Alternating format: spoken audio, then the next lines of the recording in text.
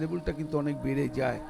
এবং ডান দিক থেকে দেখো আক্রমণ, অনেকটা ফাঁকা জায়গা, দেখা যাক কি করে। ইনসাইড কাট করেছে, আবার একটা বাঁ পায়ের শট এবং আবার গোল, অনবদ্য গোল। আবার সেই বাঁ পায়ে শটটা কিন্তু জালে চলে গেল। রঞ্জন অনেকটা খুশি হতে পারেন, কারণ সেই জয়দীপ সিং গোল করে দলকে এগিয়ে দিল, 2-0 গোলে এগিয়ে গেল আজকের এই গুরুত্বপূর্ণ ম্যাচে। সুরুচির সঙ্গ দুটো অনবদ্য গোল দেখলাম, দুটোই বাঁ পায়ের গোল এবং একই জায়গা থেকে।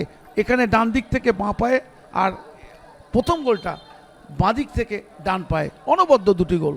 ফুটবলের গতি হচ্ছে সবচাইতে গুরুত্বপূর্ণ। দেখো কোথায় বল পেয়েছে, কোনো কভারিং নেই, এবং বাঁ পায়ে এত সুন্দর নিয়ন্ত্রিত শট নিয়েছে, দেখে শুনে ঠিক জায়গা মতো।